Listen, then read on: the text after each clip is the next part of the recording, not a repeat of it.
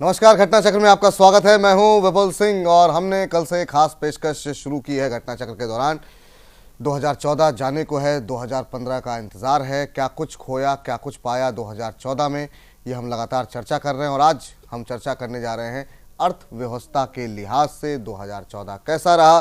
तमाम पैनलिस्ट हमारे साथ बने हुए हैं, उनसे चर्चा करने से पहले देखते हैं आज का एजेंडा। 2014 के आगाज पर रुलाती अर्थव्यवस्था साल के आखिर में दे रही है बेहतर संकेत। बड़ा सवाल, क्या वाकई लड़खड़ाती अर्थव्यवस्था लौट रही है पटरी पर? चलिए आज के एजेंडे पे इसी बात पे बात करेंगे। क्या अर्थव्यवस्था पटरी पर लौट रही है? तमाम संकट दुनिया भर में जिस तरीके से आंकड़े आ रहे हैं, चीन के अंदर जो आंकड़े आए हैं, जापान में जो आंकड़े आए हैं, बहुत उत्साहजनक आंकड़े नहीं हैं। अमेरिका के भी आंकड़े बहुत उत्साहित करने वाले नहीं हैं। ऐसे में क्या भारत एक तरीके से अलग होकर के बेहतर विकल्प जो है दुनिया भर के बाजारों के मुकाबले दे सकता है? अगर रिटर्न के हिसाब से देखें, शेयर बाजार को अगर पैमाना माने तो निश्चित रूप से काफ़ी बेहतर रिटर्न जो है शेयर बाजार ने दिए हैं। 30% से ज़्यादा का रिटर्न एक साल के अंदर देखने को मिला है। लेकिन इसके अलावा रुपए में जो एक तरीके की मजबूती आई थी, वो साल के ख़त्म होते होते लगभग समाप्ति पर है। अब दोबारा रुपया जो है उन्हीं स्तरों पर पहुंचने जा रहा है जिसको लेके काफ़ी ज़्यादा चिंताएं जताई जा रही थी। ये तमाम मुद्दे हैं, इस पर बातचीत करने के लिए तमाम खास मेहमान हमारे साथ मौजूद हैं। हमारे साथ आनंद साहू जी हैं, नेता भारतीय जनता पार्टी के। हमारे साथ अवधेश कुमार जी हैं, वरिष्ठ पत्रकार। आलोक कुमार जी हैं, वरिष्ठ पत्रकार। और साथ ही साथ थोड़ी देर में हमारे साथ उपेंद्र प्रसाद जी भी जुड़ेंगे, वरिष्ठ पत्रकार। लेकिन सबसे पहला सवाल, हमारे साथ दिलीप जी भी मौजूद हैं, दिलीप के सिंह, वरिष्ठ पत्रकार और साथ ही साथ ग्रुप एडिटर जैन टीवी के। दिलीप जी, पहला सवाल आपसे ही। 2014 को अगर अर्थव्यवस्था के लिहाज से देखा जाए तो एक उम्मीद के तौर पर निश्चित रूप से देखने को मिला। जब से इस बात की अनाउंसमेंट हुई कि अब चुनाव होंगे और उसके बाद से जब हमने देखा कि एग्जिट पोल के नतीजे सामने आने शुरू हुए, कम से कम जो उद्योग जगत था, जो शेयर बाजार के लिहाज से अगर हम बात करें, उसमें एक पॉजिटिव एनर्जी आई कि शायद जो बहुत लंबे समय से रिफॉर्म को लेकर के और तमाम चीज़ों को लेकर के जो कड़े कदम नहीं उठा पा रही थी सरकार, शायद अब वो उठाए जाएंगे। इसको देते हुए हमने देखा कि नई सरकार के बनने से पहले ही बाजार में एक अच्छा उछाल देखने को मिला। नई सरकार आने के बाद भी लगातार मजबूती देखने को मिली। इसके बाद अंतर्राष्ट्रीय स्तर पे जिस तरीके से पेट्रोल डीजल की कीमतें कम हुई हैं, उसका असर भी घरेलू बाजार में देखने को मिला। इन सब चीज़ों को अगर मिला जुला स्वरूप देखें तो आप संकेत क्या देख रहे हैं? जाहिर है, स्थिर सरकार बनने के कारण जो विश्वास, जो भरोसा, जो यकीन दुनिया भर के निवेशकों का, जो लोग निवेश भारत में करते हैं या कर रहे थे या पहले कर चुके थे, उनका भरोसा बढ़ा।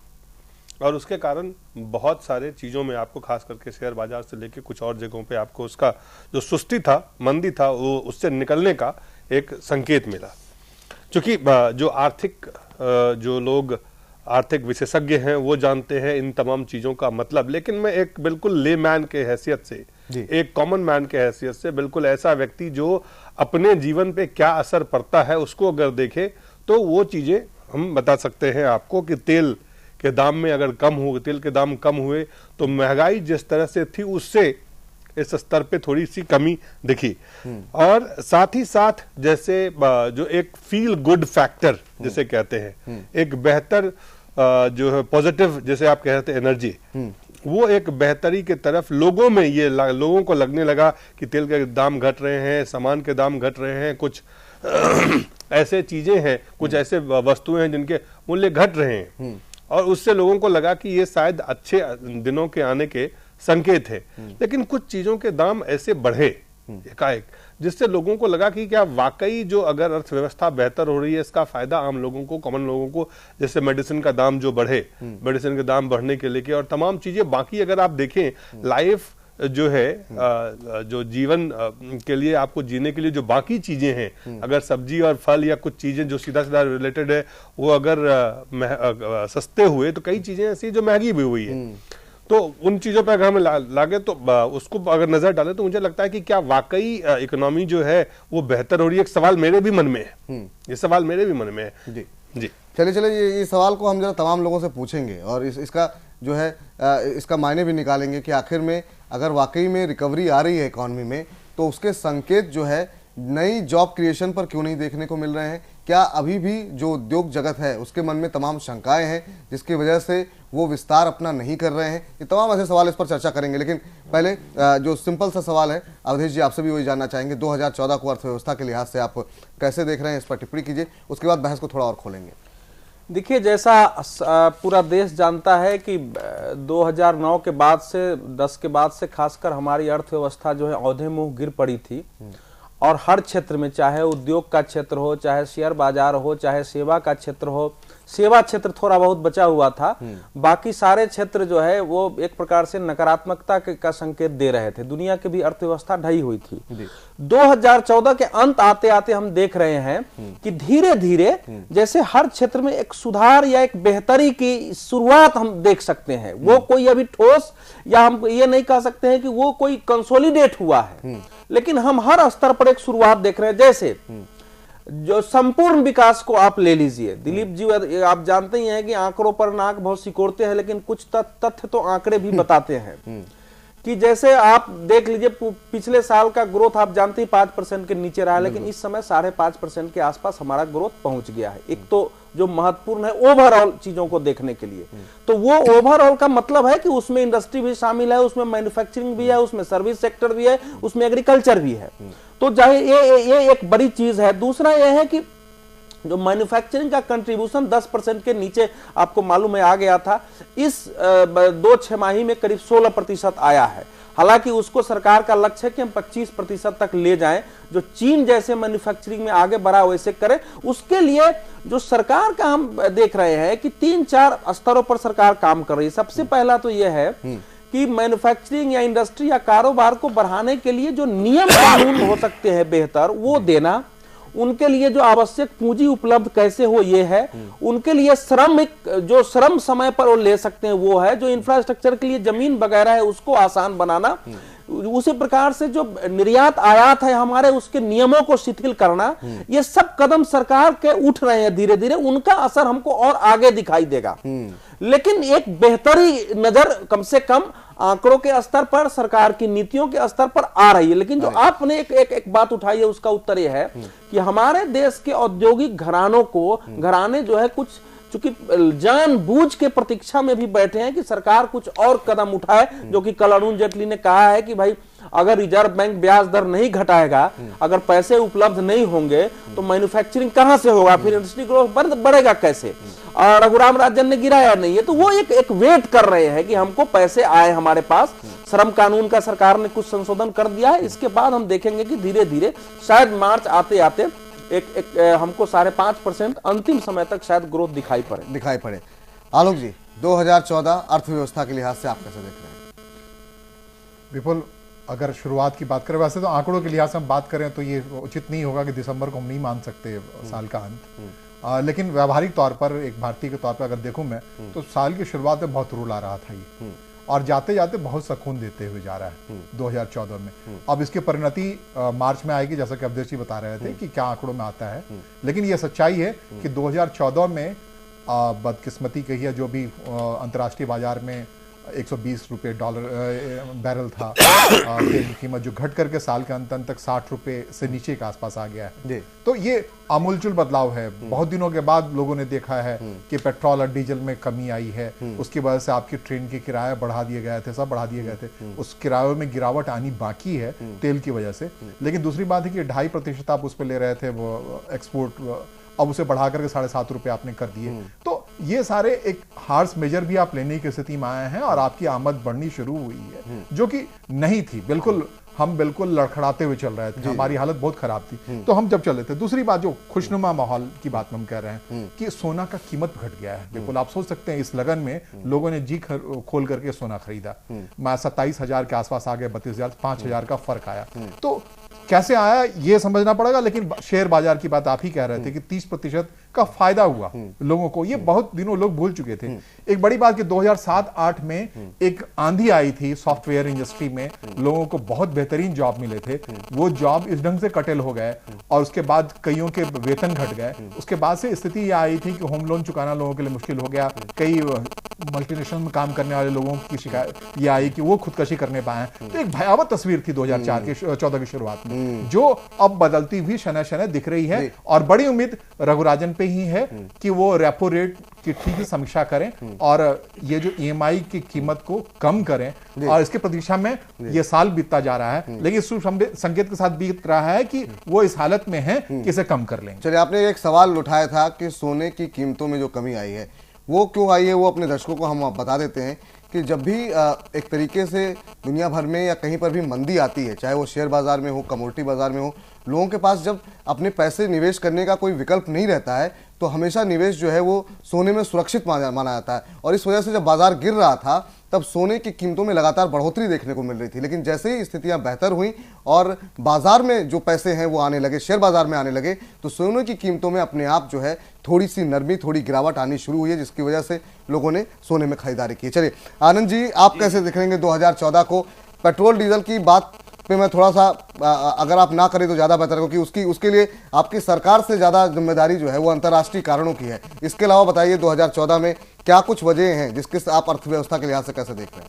विपुल जी, जैसा कि सभी हमारे मित्र पैनलिस्ट जो है उन्होंने कहा कि विगत अगर 7 वर्षों का अगर देखें तो न जनता में कहीं उत्साह था, न निवेशकों में था, न बाजार में था, न अंतर्राष्ट्रीय जगत में था, न किसी और प्लेटफॉर्म के जो भी निवेशक थे या बाजार के जो जानकार लोग थे वो कोई अच्छे पॉजिटिव बात इस विगत सरकार के बारे में कह पा रहे थे। सबसे बड़ी बात है आज कि महंगाई में भी कंट्रोल हुआ, जिसके कारण सीधे जो आम गरीब लोग हैं उनको फायदा हो रहा है। और दूसरा सबसे बड़ी बात, बाजार में एक खुशनुमा जो है, एक पॉजिटिव माहौल बना और निवेशकों में उत्साह, सिर्फ भारतीय निवेशकों में नहीं, अंतर्राष्ट्रीय निवेशक जो विदेशी निवेशक हैं उनमें भी एक स्थायी उनके अंदर जो है एक विश्वास बना कि एक अस्थाई सरकार आई है। और जिस प्रकार से प्रधानमंत्री जी ने दुनिया को ही नहीं, देश के भी निवेशकों को, चाहे वो भूमि अधिकरण का विषय हो, चाहे कोयला का विषय हो, चाहे श्रमिक का जो विधेयक, श्रमिकों के संबंध में जो संशोधन का विधेयक हो, ऐसे तमाम विषयों पर एक पॉजिटिव उन्होंने जो सकारात्मक कार्य किए, सकारात्मक कार्य और कह रहे हैं जिसका नतीजा देखिए क्या होता है विपुल जी, किसानों के लिए जमीन अधिग्रहण कानून जो है वो अच्छा नहीं है, तमाम लोग कह रहे हैं। एक बहुत बड़ा बात और कह रहा हूं, देखिए मुझे लगता है कि सबसे बड़ी चीज होती है कि छोटे निवेशक जो बाजारों में काफी नुकसान झेले थे पिछले 7 वर्षों में, आज उनके अंदर में खुशी है। और बाजार में जब खुशी होती है तो छोटे छोटे निवेशक साहस करके अपने जो असली कमाई होता है उसको लगाते हैं, और वो जब बाजार उठता है तो दुनिया भर का पैसा भी हमारे पास आता है। आपको अगर ध्यान होगा तो पिछले ये जो सरकार, हमारी सरकार जो एनडीए की सरकार आई थी, उससे ठीक 2 वर्ष का अगर अंतराल देखें तो दुनिया भर के निवेशक अपने पैसे ले लिए वापस, और नतीजा ये हुआ कि बाजार एकदम श्रिंक कर गया था। अब ये हो रहा है कि दुनिया भर के लोग ये कह रहे हैं कि अब हमारे को थोड़ा सा स्टेबिलिटी मिल सकता है। और इतना ही नहीं, जो मेक इन इंडिया, एक देखिए सबसे बड़ा शुरुआत जो प्रधानमंत्री जी का कहना है, कैसे जिस प्रकार से अवधेश जी कह रहे थे कि 25%, 26% का जो मैन्युफैक्चरिंग सेक्टर से हम लाना चाहते हैं ग्रोथ को, वो हमारा टारगेट है भारत सरकार की। और वो मेक इन इंडिया के माध्यम से पूरे देश के, आप कह रहे हैं मेक इन इंडिया, राज्य सरकार को भी make for India, make in India बताया जा रहा है। एक छोटा सा ब्रेक ले रहे हैं यहाँ पर, एक कमर्शियल ब्रेक है, एक छोटा सा ब्रेक ले रहे हैं, जल्द लौट रहे हैं। ब्रेक के बाद और भी कुछ खास मेहमान हमारे साथ जुड़ेंगे, हमारे साथ प्रोफेसर एस के दत्ता साहब जुड़ेंगे, अर्थशास्त्री। एक छोटे से ब्रेक के बाद इस चर्चा को जारी रखते हैं।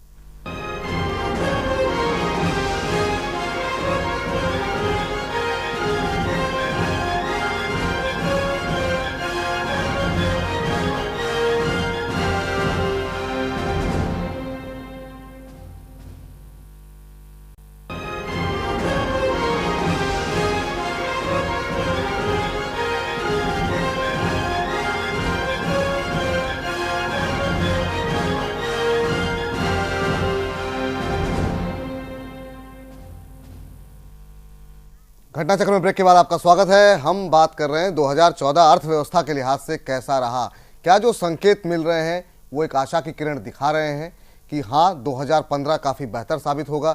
जिस तरीके से अब हम आंकड़ों में परिवर्तन देख रहे हैं, महंगाई दर घट रही है, जीडीपी दर में हम बढ़ोतरी देख रहे हैं, इन तमाम चीज़ों पर चर्चा करने के लिए तमाम खास मेहमान हमारे साथ मौजूद हैं। लगातार प्रोफेसर एस के दत्ता साहब हमारे साथ अब जुड़ चुके हैं, अर्थशास्त्री हमारे साथ आनंद साहू जी लगातार बने हुए हैं, नेता भारतीय जनता पार्टी के अवधेश कुमार जी हमारे साथ मौजूद हैं, वरिष्ठ पत्रकार, आलोक कुमार जी हैं वरिष्ठ पत्रकार, और अब उपेंद्र प्रसाद जी भी हमारे साथ जुड़ चुके हैं वरिष्ठ पत्रकार के तौर पर। दत्ता साहब, आपसे जानना चाहेंगे 2013 और 2014 को अगर हम कंपेयर करें, खास तौर से अगर 2014 का आधा जो है आखिरी छमाही जो है अगर हम बात करें, फाइनेंशियल ईयर नहीं, अगर हम बात करें इस साल की पूरे 6 महीने की, आप कैसे देख रहे हैं? क्योंकि हमने देखा जिस तरीके से एक बड़ा कंसर्न रुपी बन चुका था, लगातार सरकार के लिए मजबूरी थी कि पेट्रोल डीजल के दाम बढ़ाए जाएं और कंपनीज के ऊपर लगातार जो है बर्डन बढ़ रहा था। इसके चलते आपका लगातार जो CAD है, करंट अकाउंट डेफिसिट, वो बढ़ रहा था। अब काफ़ी हद तक इंटरनेशनल मार्केट में क्रूड काफ़ी नीचे आ चुका है, आधे से ज़्यादा कीमत घट चुकी है। रुपया हालांकि आखिरी में जाकर के हमने देखा अब दोबारा 62 के आसपास अब पहुंच चुका है, 62 साढ़े 62 के आसपास चल रहा है, लेकिन 58 तक के स्तर को भी हमने देखा। तो 2014 कुछ उम्मीदें दिखा रहा है। शेयर बाजार में भी हमने देखा अच्छा रिटर्न देखने को मिला, निफ्टी ने 8300 का स्तर पार किया। आप कैसे देख रहे हैं? मैं समझता हूं कि 2014 का शुरुआती महीने का अगर आकलन करें, शुरुआती महीने में पहले 6 महीना गांधारी के अंधेरे वाले जो सिचुएशन है, दुनिया है, उससे बाहर हम लोग बेशक निकले हैं। एक कहावत है कि तूफान के बाद नया सूरज आता है, तो कहीं ना कहीं पे लोकसभा चुनाव 2014 का एक नया सूरज के हिसाब से ही देखा जा सकता है, क्योंकि 2014 के लोकसभा चुनाव के मैंडेट जिस तरह का एक स्थायी सरकार और मजबूत सरकार के लिए लोगों ने दिया है, उसके चलते पॉलिटिकल स्टेबिलिटी देश के अंदर हुआ है और गवर्नेंस बहुत ही सक्रिय रूप से है और काफ़ी सटीक और अटल तरह की गवर्नेंस है। तो उसके चलते माहौल, जो सेंटिमेंट है, मार्केट सेंटिमेंट या फिर इकोनॉमिक चीज़ों को देखने के लिए जो एक आर्थिक सेंटिमेंट की जो आवश्यकता होती है, वो कहीं ना कहीं पे अनुकूल है और उसके चलते निवेश भी बेशक हमारे देश में आ रहा है और अभी तक अगर नहीं भी आया है उतने बड़े पैमाने पे, पर आश्वासित है कि आगे जाके काफी निवेश होगा। नरेंद्र मोदी जी के तमाम विदेशों में जो यात्राएं हुई हैं और उसके माध्यम से जो तमाम चीज़ों पे जो एक तरह से अंडरस्टैंडिंग हुई है और मेमोरेंडम ऑफ अंडरस्टैंडिंग जो तैयार हुआ है तमाम देशों के साथ, वो कहीं ना कहीं पे निवेश के लिए भी बहुत महत्वपूर्ण साबित हो रहा है। और आज अगर देखा जाए तो तमाम जितने सारे बड़े मुल्क हैं उन लोगों के माध्यम से जो आश्वासन दिया गया है फॉरेन इन्वेस्टमेंट की, उसके चलते भी वातावरण में काफी पॉजिटिव सिग्नल है। पर इसका मतलब ये नहीं है कि जैसे सारी चीजें सुनहरा है और सारी चीजें अनुकूल है, उस चीज को ध्यान में रखते हुए और उस सुनहरा सपना को ध्यान में रखते हुए दोबारा गांधारी की तरह आंखों में पट्टी बांध ले। 2 सवाल मेरे आपसे हैं, उसके बाद मैं चर्चा को बाकी लोगों से मैं चर्चा के लिए जाऊंगा। एक सवाल ये, एक स्थिति हमने देखी थी जब पी चिदम्बरम साहब वित्त मंत्री थे, उस समय भी चिदम्बरम साहब बोलते थे ब्याज दरों में कटौती होनी चाहिए, डी सुब्बा राव दूसरी राह पे चलते थे। इस बार भी लगातार इन्फ्लेशन रेट पे हर जो आंकड़े आ रहे हैं लगातार कम होते दिखाई दे रहे हैं और हर बार आरबीआई की क्रेडिट पॉलिसी में ये उम्मीद होती है repo rate, reverse repo rate में कटौती होगी, लेकिन अभी तक और उद्योग जगत को ये आश्वासन नहीं मिला है कि कब ये कटौती होगी। रघुराम राजन साहब एक तरीके से सरकार से विपरीत दिशा में चल रहे हैं, ऐसा लग रहा है, कम से कम सिग्नल ऐसे आ रहे हैं। वो मेक इन इंडिया की बात करते हैं, इनकी तरफ से जवाब आता है मेक इन इंडिया से ही खाली काम नहीं चलेगा, मेक फॉर इंडिया भी कहा जाएगा। तो क्या एक दूरी है क्या, ये आपको लगता है? दूसरा सवाल कि तमाम जो है संकेत अच्छे मिलने के बावजूद जो यहाँ के कॉर्पोरेट्स हैं वो अभी उतने एक्सपेंशन मूड में आ नहीं रहे हैं, उस तरीके की जॉब क्रिएशन अभी शुरू नहीं हुई है। क्या लोग वेट इन वॉच में हैं क्योंकि इतना बुरा वक्त देखा है इकॉनमी ने? 2008 में हमने देखा जब दुनिया भर में मंदी छाई थी, शायद उस समय भी इस तरीके का जॉब लॉस नहीं हुआ था जितना बिना मंदी के हमने पिछले 2-3 सालों के अंदर देखा है। मैं समझता हूं कि आर्थिक स्वच्छता के लिए, आर्थिक चीज़ों को साफ करने के लिए भी उतना समय की आवश्यकता है। पिछले 10 साल का जिस तरह का कुशासन रहा है या फिर जिस तरह का उथल पथल रहा है हमारे आर्थिक चीज़ों को लेके, उसको साफ करने में भी वक्त की आवश्यकता है। मैं कम से कम 2 साल इस सरकार को देने के लिए तैयार हूँ आर्थिक चीज़ों को संतुलित करने के लिए।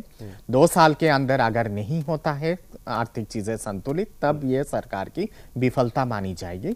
पर शुरुआती तौर पे जिस तरह का पॉजिटिव सिग्नल दिखाई दे रहा है, वहां से कहीं ना कहीं पे एक उम्मीद की किरण बेशक है।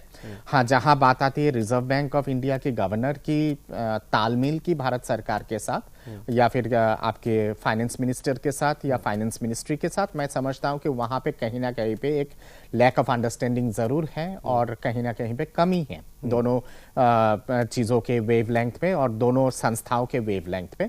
उसको और संतुलित करना बहुत आवश्यक है, क्योंकि मैं मानता हूं कि ये दोनों जो है आरबीआई और फाइनेंस मिनिस्ट्री आर्थिक जगत का एक बहुत महत्वपूर्ण स्तंभ होता है। दोनों के बीच में अगर आर्थिक संतुलन और अगर सोच में अगर संतुलन ना हो तो फिर घातक परिणाम आगे जाके दिखाई दे सकता है।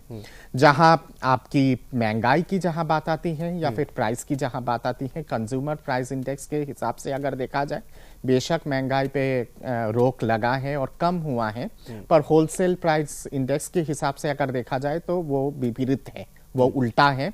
तो इसलिए कहीं ना कहीं पे हमें दोनों चीजों की आकलन करके एक निष्कर्ष पे आना पड़ेगा और तभी जाके हकीकत में पता चलेगा कि महंगाई कितना है हमारे देश में और इन्फ्लेशन और फूड इन्फ्लेशन कितना है। ये जरूर है कि कुदरत का भी बहुत ज्यादा आशीर्वाद है इस सरकार के ऊपर, जिस हिसाब से अंतर्राष्ट्रीय लेवल पे आपके ऑयल प्राइसेस की कटौती हुई है और जिस हिसाब से लगातार घट रहा है, उसके चलते हमारे देश के इकोनॉमी पे एक बहुत बड़ा मदद मिला है और वो भी सरकार के लिए काफी राहत बड़ी चीज है। और इसके साथ साथ अगर देखा जाए तो इस बार बारिश के बारे में कहा गया था कि शायद उस तरह का बारिश नहीं हो पाएगा, अकाल की स्थिति है, पर अंत में इंद्रदेव ने बहुत ही समर्थन दिया और कहीं ना कहीं पे हमारी कृषि जगत में भी अच्छी बम्पर फसल हुई है। और आप जो एक्सपेंशन पे क्या कहेंगे आप? हाँ, कॉर्पोरेट एक्सपेंशन जिस तरीके से कॉर्पोरेट एक्सपेंशन पे वही है कि कॉर्पोरेट एक्सपेंशन को लेके मुझे लगता है कि अब पॉलिटिकल स्टेबिलिटी आ गई है केंद्र में भी, और लगातार एक ही पार्टी की सरकार जो प्रदेशों में भी जीत हासिल कर रही है असेंबली इलेक्शंस अगर देखा जाए, तो उसके चलते भी कहीं ना कहीं पे पॉलिटिकल स्टेबिलिटी पूरे देश भर में है और पॉलिटिकल माहौल बहुत सही है। अब मुझे समझ में नहीं आता है कि कॉर्पोरेट जगत के लोग अभी भी क्यों कतरा रहे हैं निवेश करने के लिए।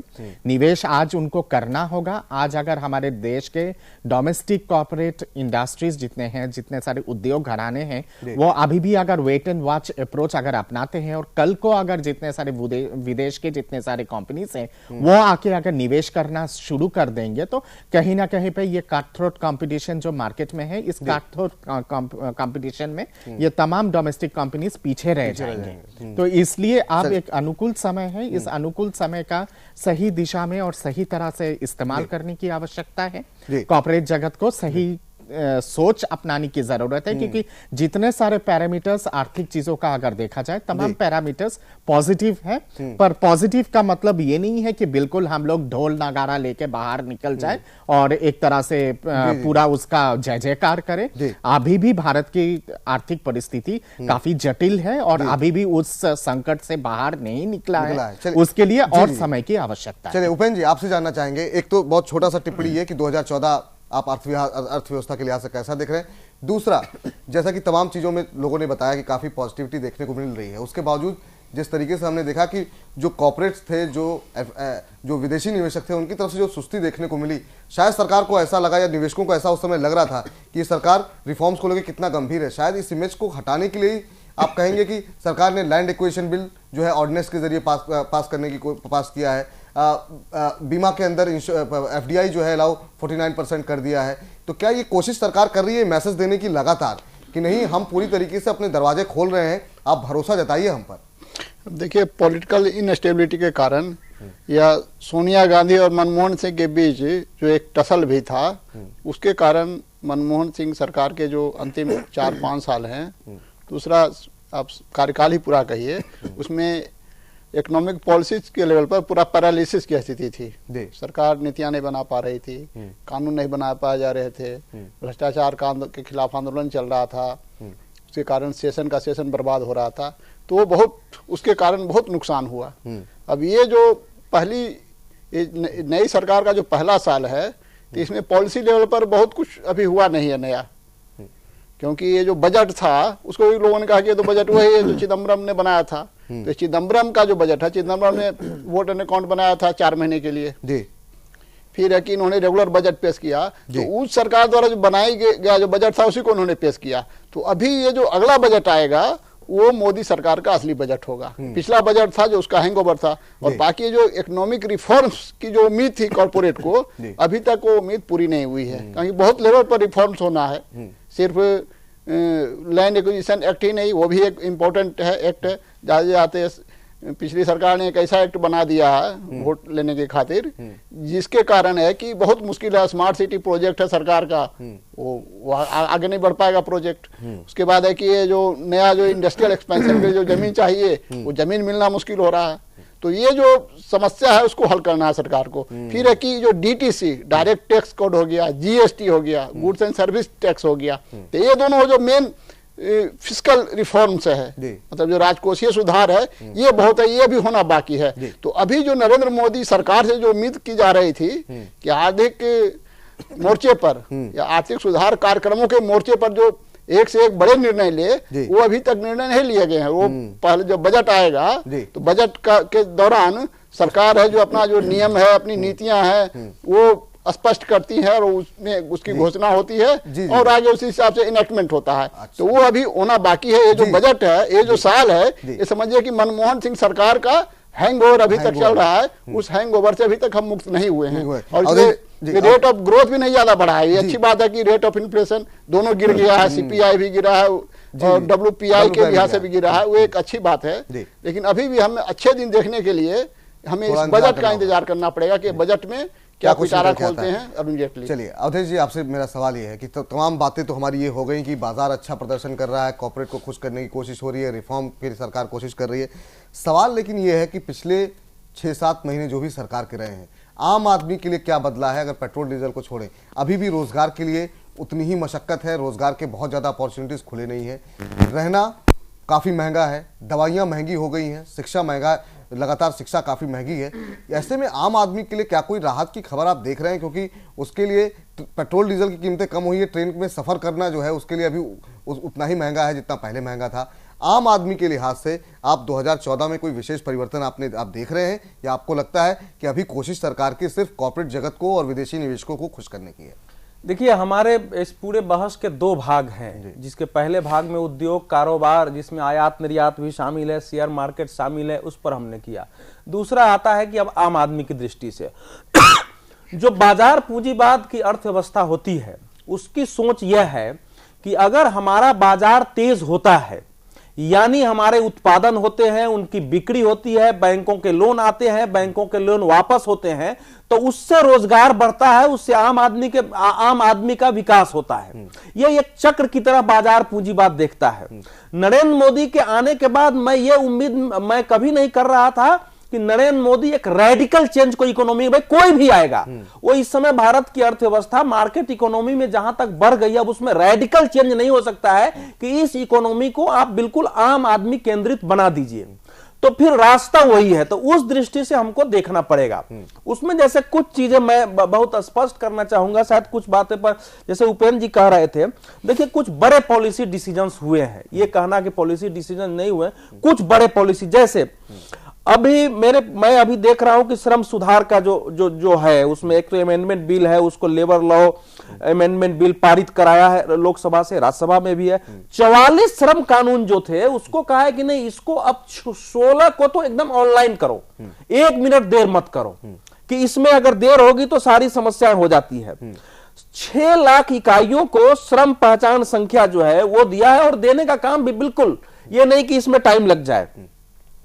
इसी प्रकार से मैं 2-3 और बातें बताना चाहूंगा कि जैसे इंपोर्ट एक्सपोर्ट के मामले में जो किया है, पहला तो यह है कि रजिस्ट्रेशन प्रक्रिया जो थी उसको सरल कर दिया है। 9 दस्तावेज थे, 3 दस्तावेज है, उसको आप ऑनलाइन दीजिए, हार्ड कॉपी देने की जरूरत नहीं है। पहले जो है पूरा उसी तरह से जो है जो कोड है नंबर जारी करने का, उसको भी ऑनलाइन कर दिया है। उसी तरह से आप जो है 2 दिनों में सरकार ने ऑर्डर कर दिया है कि आप एक्सपोर्ट को मंजूरी 2 दिन में देंगे, तीसरा दिन नहीं लगना चाहिए। और एक भारत के लिए अच्छी बात यह भी है कि यूरोपियन यूनियन ने जो हमारे यहां से सब्जी फलों के निर्यात पर बैन लगाया था, तो वो शुरू हो जाएगा। तो सब्जी और फल उपजाने वाले हमारे आम आदमी होते हैं। तो मैं यही कह रहा हूं कि इसको देखने का नजरिया यह है, जो आम आदमी की दृष्टि से जो अर्थव्यवस्था होगी, उसमें कॉर्पोरेट पर, उसमें बैंकिंग पर सुधार की प्रक्रिया शुरू हो गई है काफी संख्या में।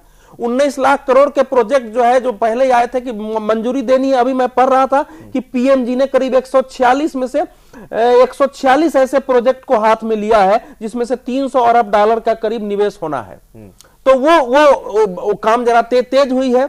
तो मार्केट इकोनॉमी में विपुल, आप अर्थव्यवस्था के जानकार हैं, आम आदमी को उसी दृष्टि से देखते हैं कि हमारा उद्योग बढ़ेगा तो उसमें रोजगार बढ़ेगा, लोगों को पैसा आएगा, हमारा अगर आयात निर्यात बढ़ेगा उसमें लोगों को रोजगार मिलेगा, पैसा आएगा। लेकिन एक बात हो जो मैं ये कहना चाह रहा हूं कि इस सरकार को पिछले 22 साल के अनुभवों के आधार पर जो बैलेंस करने की जरूरत है, संतुलन दोनों के बीच, जो नरेंद्र मोदी कह रहे थे कि हम 3 भाग में इकोनॉमी को रखते हैं, 33% इंडस्ट्री और कारोबार, 33% सेवा और 33% हमारा जो है वो एग्रीकल्चर होना चाहिए। अगर इतना वो बैलेंस कर पाते हैं तो निश्चित रूप से देश हमारा एक संतुलन की ओर जाएगा। अभी 58-59% आपकी इकोनॉमी केवल सेवा क्षेत्र पर है। यह बहुत खतरनाक स्थिति है देश के लिए। और आपको जानते ही हैं कि आपका जो व्यापार घाटा है वो बिल्कुल रिकॉर्ड पर है। तो उपेंद्र जी जैसा कह रहे थे कि शायद अगले बजट में हमको कुछ दिखाई पड़े, तो मैं वही तीनों का संतुलन देखना चाहूंगा जो अभी हमको दिखाई नहीं दे रहा है। लेकिन फिर भी मैं मानता हूं कि सरकार उस दिशा में आगे बढ़ी है। आज ही कृषि मंत्रालय, जल संसाधन मंत्रालय, ग्रामीण विकास मंत्रालय, इनकी बैठक हुई है और उसमें प्राइम मिनिस्टर ने पहले ही संदेश दिया है कि इसको सिंचाई परियोजनाओं से लेकर बाकी को फास्ट ट्रैक पर करना है। आपसे जानना चाहेंगे यहाँ पर आलोक जी, ये तमाम बातें जो हम लोग कर रहे हैं, इसमें एक मूलभूत बात यह है कि निश्चित रूप से बैंकों को ये कहा तो गया है तमाम प्रोजेक्ट को फाइनेंस करने के लिए, लेकिन जब आम आदमी के लिए अब जो है जिस तरीके से तमाम जगहों पर जो नौकरियां गई हैं, एनपीए बैंकों का बढ़ा है, ऐसे में बैंक जो है लोन देने में भी कतरा रहे हैं आम आदमी को, चाहे अगर किसी को घर लेने के लिए लेना हो, एजुकेशन के लिए लेना हो। ब्याज दर भी काफ़ी बढ़ी हुई हैं, ब्याज दरें कम नहीं हो रही हैं। ऐसे में जो हाउसिंग लोन है उसको लेने में भी लोग संकोच कर रहे हैं। तो ये जो स्थिति बनी हुई है कि आम आदमी के लिए पहले बैंक जो है सबसे आसान जरिया होता था, अब बैंक भी जांच परख इतनी ज़्यादा हो रही है, उसके बावजूद जो है कई सारे प्रोजेक्ट को रिजेक्ट कर दिया जाता है। बैंकों के पास कैश की कमी हो रही है, नकदी की कमी रहती है। ऐसे में आपको लगता है कि इसको लेकर के कुछ बड़ा कदम उठाना चाहिए? जो बात हम कर रहे थे कि आरबीआई और सरकार के बीच में एक संतुलन होना चाहिए कि ऐसे समय में जब डिमांड आ रही है तो आरबीआई की तरफ से भी कुछ छूट दी जानी चाहिए ताकि लोग उसका भरपूर फायदा उठा पाए।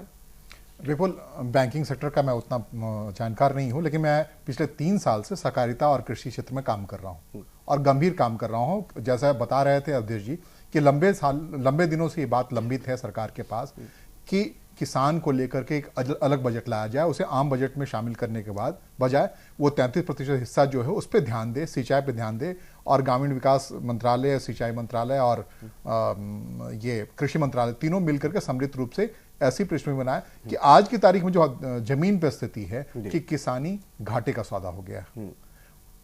अपने छोटे छोटे किसान जो थे अपनी जमीनें बेच करके शहरों की ओर भाग रहे हैं, मजदूरी कर रहे हैं, रिक्शा चला रहे हैं, और एकड़ वाले मालिक के लोग ऐसा कर रहे हैं। तो ये खतरनाक स्थिति है और इस स्थिति को कैसे ये सरकार निकालती है, यही असल में भारत का उत्थान होगा। अब हम थोड़ी देर पहले जो बात कर रहे थे वो इंडिया की बात कर रहे थे, हम उस सेक्टर की बात कर रहे थे जो नौकरी पेशा वाला सेक्टर है, लेकिन सहकारिता और किसान ऐसा सेक्टर है जहां वाकई भारत आज भी दुनिया का सबसे बड़ा मुल्क है, जहां पे 25 करोड़ लोग जो अमेरिका की आबादी के बराबर है वो सहकारिता से जुड़े पड़े हैं और उसका ख्याल कर लेते हैं। अगर उस तक ठीक से आप संसाधन पहुंचा देते हैं तो ये अपने आप में बड़ी बात होगी। और जब आप मेक इन इंडिया की बात कह रहे हैं तो उसमें सहकारिता को कैसे शामिल कर रहे हैं? आप सिर्फ कॉर्पोरेट के भरोसे तो नहीं है, आपके वो छोटे छोटे इकाइयां जो लघु उद्योग हैं उसमें शामिल हो रहे नहीं हो रहे, उसका एक खाका खींचना, तैयारी करना उसकी जरूरत है। एक बात और मैं बता रहा हूं कि अभी जो बूस्टअप आने का जो इंतजार है, जो पहलकदमी हुई है, जैसे जापान से जितने समझौते हुए हैं, अमेरिका से जितने समझौते हुए हैं, ऑस्ट्रेलिया से जितने समझौते हुए हैं, इन समझौतों को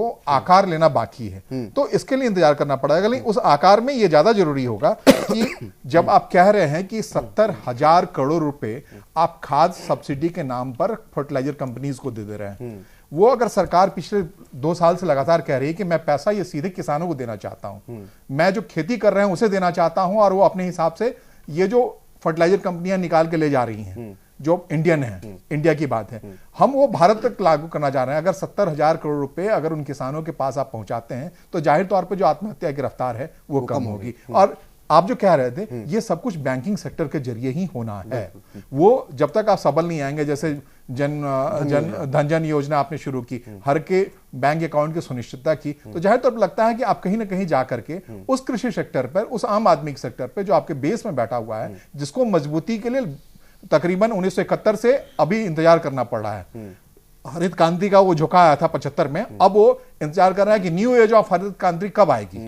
तो उसके बिना आप भारत एक जगह नहीं ले पाएगा। तो हमें ये देखना है कि सरकार मार्च में या 2015 में इस सेक्टर को कैसे ले जाती है, और इसकी उसका जो जमीन है मुझे अभी बनता हुआ दिख रहा है। चलिए फिलहाल एक छोटा सा ब्रेक और ले रहे हैं, लेकिन ब्रेक के बाद हम बात जानेंगे यहाँ पर आनंद जी से। तमाम सवाल उठे हैं कि क्या सरकार का जो फोकस है वो अभी सिर्फ कॉर्पोरेट और विदेशी निवेशकों पर है, या जो आम आदमी है उसको लेकर के भी तमाम सारे सवाल हैं हमारे पास। उसका जवाब बीजेपी से ही लेंगे एक छोटे से ब्रेक के बाद।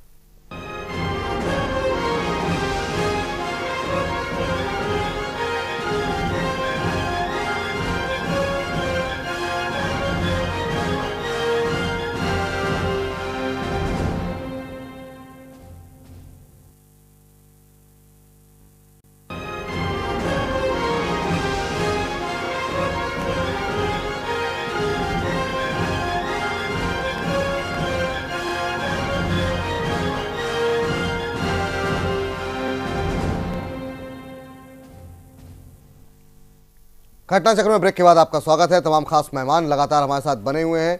हम बात कर रहे हैं 2014 देश की अर्थव्यवस्था के लिए कैसा रहा और क्या कुछ संकेत दे करके जा रहा है आने वाले समय के लिए। तमाम खास मेहमान बने हुए हैं। आनंद जी, आपसे मेरे कुछ सवाल हैं और मैं चाहूंगा बहुत स्पेसिफिक जवाब आप उसका दें। बिल्कुल जी, विपुल जी, पहला सवाल पूछ लूं मैं? जी, सवाल एक बार आपने ऑलरेडी कह दिया था। नहीं, सवाल मैं आपको बता देता हूँ क्या क्या है। पहला सवाल ये, आते ही जब रेल किराया बढ़ाया गया था तो कहा गया था इसको हमने पेट्रोल डीजल की कीमतों से जोड़ा है और जैसे ही जो है पेट्रोल डीजल की कीमतें घटेंगी इसको ये कम होंगी। अब तक आम आदमी को रेल सफ़र में कोई राहत नहीं मिली है, एक सवाल। दूसरा, जिस तरीके से अंतर्राष्ट्रीय स्तर पे कीमतें कम हुई हैं, नेपाल और पाकिस्तान में आप देखिए किस तरीके से पेट्रोल और डीजल कीमतें आधी हो गई हैं, हमारे यहाँ 10-12 रुपए घटा करके उसे रोक दिया गया है।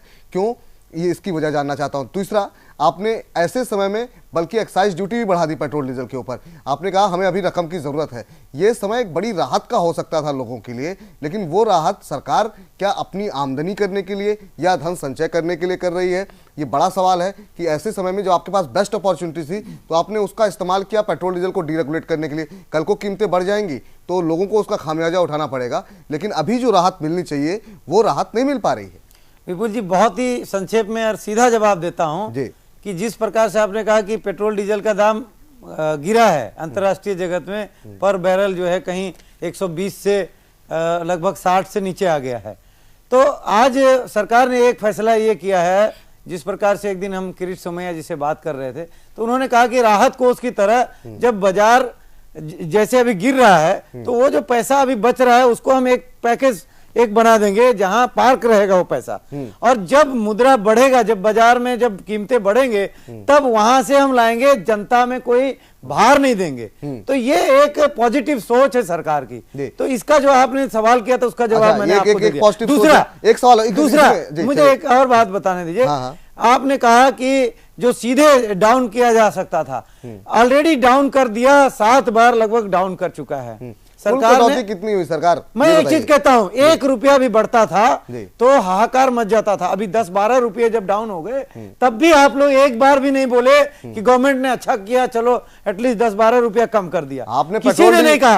आप देखिए एक बात, पेट्रोल डीजल आपने डीरेगुलेट किया, आपने आम आदमी का विपुल जी प्लीज कांग्रेस के प्रवक्ता की तरह मत बात कीजिए प्लीज। Let me complete. इसमें कांग्रेस की बात है, मुझे कंप्लीट करने दीजिए। अगर कीमतें बढ़ेंगी तो हम सरकार के हाथ में नहीं है, क्योंकि पेट्रोल डीजल आपने डीरेगुलेट कर लिया है। आप इतने देर से तो सरकार कम कर रही है। 20 मिनट बाद मेरे राउंड आया है। मुझे आम आदमी का बात बताने दीजिए। जो शिक्षित बेरोजगार हैं वो भी आम आदमी है, और जो किसान हैं, जो 70% लोग आज कृषि आधारित जीविकोपार्जन है उनका, और उनके लिए सरकार ने वचनबद्धता दोहराते हुए स्किल डेवलपमेंट जो है उसको कृषि क्षेत्र में भी बढ़ाने का बहुत बड़ा एक इनिशिएटिव लिया है। अलग से मंत्रालय ला करके और उसको बजट देना, वित्तीय पोषित करना, सबसे बड़ा एक रेलवे का किराया क्यों नहीं, रेल का किराया क्यों नहीं कम हुआ? और आप एक बात बताइए, आप जवाब दीजिए, लेकिन आप अगर आपसे कोई सवाल पूछे तो आप उसको कांग्रेसी प्रवक्ता कह देंगे। मैं इसलिए कि आप पहले कांग्रेसी यही करते थे, जब आप बोलने ही नहीं देते, जब कोई प्रश्न करिए तो भाजपा के प्रवक्ता बोलने ही नहीं देते। आप जब बोल रहा हूं तो पूरा तो करने तो एंकर का काम है बीच में हस्तक्षेप भी करना। इसीलिए मैं कह रहा हूं कि कृषि क्षेत्र को बढ़ाने के लिए सबसे पहले प्रधानमंत्री जी ने कहा किसान को क्या चाहिए, बिजली और पानी चाहिए। रेलवे का किराया पूछ रहे हैं सर, मैं बता रहा हूं आम आदमी की बात, वो रेलवे का भी मैं बताऊंगा। रेलवे का भी आप देखिएगा कि हो सकता है इस बजट में एक अच्छे सुनहरा आपको ये सुनने को मिलेगा। देखिए समय से पहले और कहते हैं कि भाग्य से ज्यादा नहीं मिलता। जिस प्रकार से भाग्य को, भारत के भाग्य को जिस प्रकार से एक सवाल में बहुत ही नीचे धकेल दिया गया था, उसको पटरी में लाने का काम ये सरकार कर रही है। दुनिया भर के इन्वेस्टर आ रहे हैं। अच्छा, भूमि अधिग्रहण कानून जो है वो गाँव को खाली कराने के लिए आपने ऐसा नहीं है कि गाँव खाली हो जाए और वहाँ कॉर्पोरेट ऐसा नहीं है। आपको मालूम नहीं है जो नदी के किनारे जो जमीन होते हैं, खादर जमीन होते हैं या यूजलेस लैंड होते हैं, उनको सोलर एनर्जी के लिए दिया जा रहा है। थोड़ा सा एक सेकंड, वो लैंड एक्विजिशन बिल पे आने से पहले पेट्रोल को लेके कुछ महत्वपूर्ण चीजें बोलना जरूरी है और सामने लाना जरूरी है। हमारे देश में पेट्रोलियम लॉबी के अक्सर बहुत बड़ा फरेब रहा है प्राइसिंग को लेके, और केवल ये इस सरकार के अंदर नहीं है, पहले की सरकार में भी तमाम सरकारों के अंदर पेट्रोलियम लॉबी जो है वो बहुत बड़ा लॉबी के हिसाब से काम करता है, और हर सरकार पेट्रोलियम लॉबी के घुटने टेकते हैं। और ये मैं दावे के साथ कह सकता हूं, आज तक तमाम जितने सारे पेट्रोलियम कंपनीज हैं उन लोगों ने अपना बैलेंस शीट आज तक सार्वजनिक नहीं किया है, यानी कि डेबिट शीट और क्रेडिट शीट। जिस दिन वो सार्वजनिक हो जाएगा, सारे पोल पट्टी सामने आ जाएगा कि कितना घाटे में चल रहा है और कितना फायदा या फिर कितना नुकसान उनको हो रहा है। अंतरराष्ट्रीय लेवल पे केवल आज पेट्रोल की कीमत पे कटौती नहीं हुई है या फिर कमी नहीं हुई है। पूरे दक्षिण एशिया के परिप्रेक्ष्य में अगर देखा जाए, तमाम जितने सारे मुल्क हैं दक्षिण एशिया के, 8 मुल्क दक्षिण एशिया के, सारे मुल्कों में पेट्रोल की कीमत, केरोसिन की कीमत और रसायन गैस की कीमत भारत के मुकाबले में कम है और हमेशा रहा है और आज भी है। इस देश में 52% के आसपास पेट्रोलियम जो रॉ पेट्रोलियम है वो शुल्क के हिसाब से सरकार हासिल करती है, जिसपे प्रदेश की सरकार भी उतनी ही दोषी है जितना कि केंद्रीय सरकार है। ये शुल्क जो है वो जो अति जरूरत से ज्यादा लिया जाता है, उसको अगर कम किया जाए तो बहुत हद तक ज्यादातर तो सरकारी कंपनियां, देखो केवल भारत सरकार की जिम्मेदारी नहीं है, प्रदेश की सरकार की भी उतनी ही जिम्मेदारी है जितना इनडायरेक्ट टैक्सेस के माध्यम से और सेल्स के माध्यम से वो लोग शुल्क लगाते हैं। अब समय जो है बिल्कुल समाप्ति पर है। एक छोटा सा रिएक्शन जरा मैं एक बार फिर से लेना चाहूंगा आनंद जी से। आनंद जी, रेल के किराए पे अगर आप बोल सके, और दूसरी एक छोटी सी बात, जब चुनाव प्रचार चल रहा था तब मोदी जी बार बार कांग्रेस के तमाम नेताओं के बारे में उम्र का लिहाज करके बोलते थे कि अब रुपया उनकी उम्र तक पहुंच गया है। दोबारा रुपया 63 के आसपास पहुंच रहा है, अब किसकी उम्र पर पहुंचा है रुपया? आप देखिएगा बहुत जल्द इसके ऊपर बहुत बड़ा सुधार होगा। और ये जो दर है, जो मुद्रा, जो हमारा भारत का जो रुपया का जो कीमतें जिस प्रकार से इम्बैलेंस हुआ है, उसको निश्चित रूप से ठीक किया जाएगा, मैं ये अपने तरफ से कह सकता हूँ। एक चीज ऐड करूंगा विपुल, यहाँ पे मुझे सबसे ज्यादा चिंता का विषय अगर है वो तो रुपए का और डॉलर के बीच में जो पैरिटी है उसी को लेकर सबसे ज्यादा चिंता का विषय है, क्योंकि जिस हिसाब से रुपए के दर लगातार डॉलर के हिसाब से वो हो रहा है, उतार चढ़ाव जो हो रहा है, वो किसी भी आर्थिक संतुलन के लिए सही नहीं है। और कहीं ना कहीं पे वो जो सोच होता है, एक मेंटेलिटी जो होता है इन्वेस्टर्स के बीच में, उस पर भी इंटरनेशनल लेवल पर जो डॉलर इंडेक्स है 8 साल के हाईएस्ट पर है, जो डॉलर सूचकांक है वो 90 पर है। पूरी दुनिया के अभी चूंकि अमेरिका का इकोनॉमी 5% ग्रोथ रेट पर आ गया है, इस कारण अभी डॉलर की हालत दुनिया भर में उसी उसमें है। मजबूत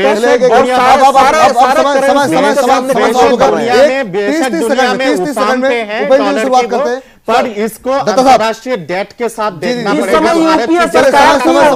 30 सेकंड में मुझे बता दीजिए 2015 से क्या उम्मीद है? उपेंद्र जी आपसे शुरुआत करते हैं, 2015 से आपकी उम्मीद है? देखिए 2014 ने जो रंग दिखलाया है, इससे 2015 के लिए मैं बहुत ज्यादा उम्मीद नहीं रखता हूं। अगर उसमें जीएसटी और डीटीसी ये दोनों सरकार लागू कर दे, सफल हो जाए, अपना जो डेडलाइन रखा है, तो ये मैं समझूंगा कि इस सरकार की बहुत बड़ी उपलब्धि हो, क्योंकि जो फिर बजट बनाने के लिए आपके पास रेवेन्यू ज्यादा होना चाहिए। समय कम है सर जी। रेवेन्यू का जो सिस्टम है कलेक्शन का वो सही होना चाहिए। सिस्टम ही गलत है, रेवेन्यू कम आता है। जब तक रेवेन्यू आपके पास रहेगा नहीं तो सरकार कैसे आप बहुत ज्यादा उम्मीदें नहीं रख रहे 2015 से कर लेगी। चलिए दत्ता साहब बहुत संक्षेप में 30 सेकंड में आप बताइए कि आपको 2015 से क्या उम्मीदें हैं? मैं पिछले 20 साल से लगातार कहता आया हूं कि एग्रीकल्चरल बजट सेपरेट होना चाहिए। मुझे उम्मीद है कि इस बार के बजट में शायद कृषि के लिए वो उस दिशा में सरकार कदम अपनाएगी।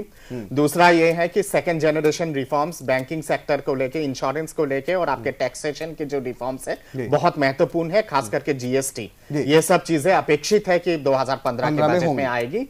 और मुझे कम से कम इतना मैं आश्वासित हूं कि 2015 will be much better than 2014। चलिए बहुत अच्छी बात है। मैं एक ही कहूंगा कि मेक इन इंडिया मैन्युफैक्चरिंग और एक्सपोर्ट को बढ़ाएगा। आने वाला साल बहुत ही बेहतरीन होगा, रोजगार भी मिलेगा और देश में खुशहाली भी आएगी। आलोक जी 2015 से आपकी उम्मीदें क्या है? उम्मीदें हैं कि कृषि क्षेत्र में सरकार को बहुत आमूलचूल परिवर्तन का काम करना है। जहां से आप खाद्यान्न उत्पादन अभी पा रहे हैं उस जमीन की हालत बहुत खराब है। न्यू एज ऑफ हरित क्रांति में जाना है और उसके लिए आपको वो बंदोबस्त करना है कि किसानों को आसान ऋण कैसे मिले, कैसे उनका उत्पादन बढ़े और कृषि के प्रति लोगों में एक बार फिर से प्रेम जगे। अभी लोग निराश होकर के भाग रहे हैं और जो भूमि सुधार आपने किया है ये भागाने का ही काम करेगा, उनको समेट करके रोकने की जरूरत। चलिए अवधेश जी आखिरी कमेंट आपसे, क्लोजिंग रिमार्क क्या देंगे 2015 के लिए भी और 2014 पर भी? देखो 2014 भी हम लोगों ने उसके मोटा मोटी आंकड़ों पर बात की, लेकिन 2014 भी जो मैं आम आदमी को केंद्र में रख के जो अर्थव्यवस्था और व्यवस्था की कल्पना करता हूं वो 2014 में भी नहीं था, वो 2015 में भी नहीं आएगा, वो 2016 में भी नहीं आएगा, क्योंकि हमारी अर्थव्यवस्था जिस दिशा में बढ़ गई है उसको यू टर्न करके ला करके जो भारत को अर्थव्यवस्था चाहिए वो साहस किसी नेता में, किसी सरकार में उपलब्ध नहीं है। इसलिए मैं निजी तौर पर जिस अर्थव्यवस्था की कल्पना करता हूं, जो गांधी जी ने, जेपी ने, बाकी दीनदयाल उपाध्याय ने जिसकी कल्पना की थी, उससे भारत अब बाहर जा चुका है, जिसके दुष्परिणाम हमको कभी न कभी भुगतने पड़ेंगे। इसलिए निजी तौर पर मुझे कोई उम्मीद नहीं है। चलिए तो यहां पर उपेंद्र जी से लेकर के अवधेश जी तक सबको उम्मीद है कि 2015 काफी बेहतर रहेगा और 2014 से जो है काफी कुछ जो है चलिए दत्ता साहब बहुत बहुत शुक्रिया, आनंद साहू जी आपका भी बहुत बहुत शुक्रिया, अवधेश जी आपका भी बहुत बहुत शुक्रिया, आलोक जी आपका भी बहुत बहुत शुक्रिया, उपेंद्र जी आपका भी बहुत बहुत धन्यवाद। व्यापार जगत की भाषा में कहते हैं कि 2014 में जो ग्रीन शू है वो दिखाई दिए हैं। अब वाकई में 2015 में ये कितने बेहतर परिणाम लेकर के आते हैं ये देखने वाली बात होगी, न सिर्फ कॉर्पोरेट जगत के लिए बल्कि आम जनता को, कॉर्पोरेट जगत के साथ आम जनता को क्या कुछ मिलता है, उसकी अर्थव्यवस्था कितनी मजबूत होती है, इस पर भी हमारी नजर रहेगी। तमाम बड़ी खबरों के लिए आप देखते रहिए जैन टीवी। नमस्कार।